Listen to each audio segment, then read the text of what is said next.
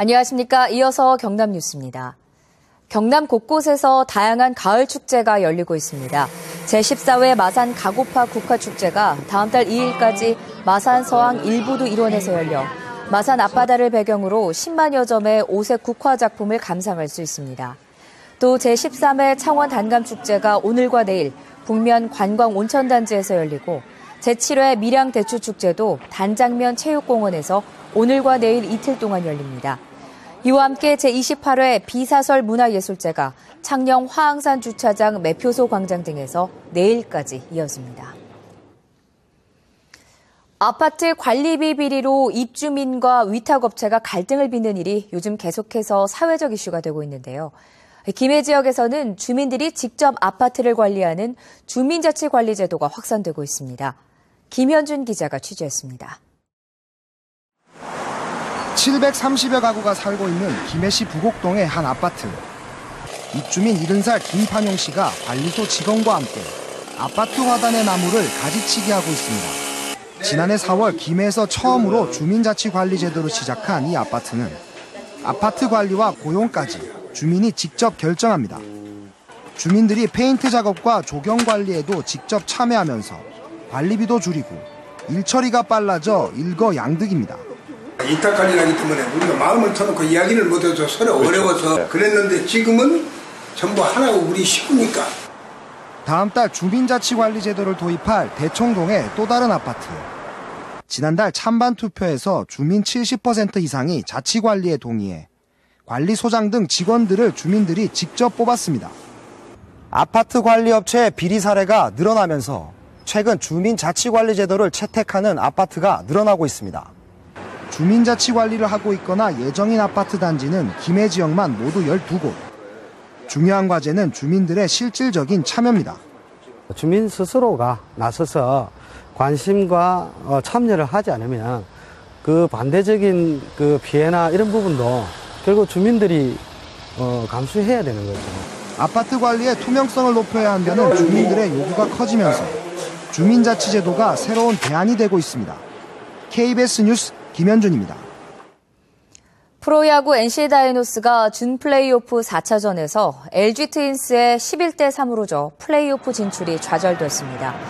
NC는 1군 진입 2년 만에 포스트 시즌에 올랐지만 경험 부족을 드러내며 준 플레이오프 최종 성적 1승 3패로 아쉽게 시즌을 마감했습니다. 경남교육청은 오는 27일 창원 컨벤션센터에서 중고등학생 420명과 학교폭력 협력기관, 교원, 학부모 등이 참여하는 500인 원탁 대토론회를 개최합니다. 학교폭력의 원인 진단과 폭력 없는 공감학교 만들기를 주제로 한 이번 토론회는 10명이 1개 원탁으로 구성된 총 52개 원탁에서 진행하고 참가자 전원에게 무선투표기를 지급해 전체 토론 내용에 대해 자신의 의사를 투표로 직접 표출할 수 있으며 투표 결과는 현장에서 즉시 공개됩니다. 낙동강 상류에 다시 조류경보 출현 알림 단계가 발령됐습니다. 대구환경청은 지난 14일과 20일 실시한 수질 측정에서 칠곡보 구간의 클로로필레인은 각각 20.5와 28.1 마이크로그램, 남조류새 포수는 1,100개와 875개로 조사돼 출현 알림 기준인 15 마이크로그램과 500개를 모두 넘어섰다고 밝혔습니다. 칠곡보에서 조류 경보가 발생한 것은 지난 7월에 이어 두 번째입니다. 정부가 멸치 어자원 보호를 위해 남해안 쌍끌이 저인망 어선들이 멸치를 잡지 못하도록 하면서 지역 수산업계가 어려움을 겪고 있습니다. 사천시 삼천포 수협은 지난달부터 쌍끌이 저인망 어선의 멸치 혼획이 금지되면서 사료용 멸치 위판 물량이 줄어 연간 수수료 4억 원이 감소할 것으로 전망했고 경남 항운노조도 하역과 냉동보관 등에서 인부들의 수입이 절반 이상 줄었다고 밝혔습니다. 해당 어민들은 정부의 멸치 혼획 금지가 어업 현실을 무시한 결정이라며 헌법 소원과 가처분 신청을 제기했습니다. 제35대 신임 공군교육사령관인 강구영 소장 취임식이 오늘 사령부 연병장에서 열렸습니다. 강구영 사령관은 경남 창녕 출생 공사 30기로 제5전술 공수비행단장, 제30 방공관제단장, 합참 작전본부 연수훈련부장, 남부전투사령관 등을 역임했습니다. 한편 이임하는 김정식 중장은 합동참모본부 전략기획본부장으로 자리를 옮깁니다.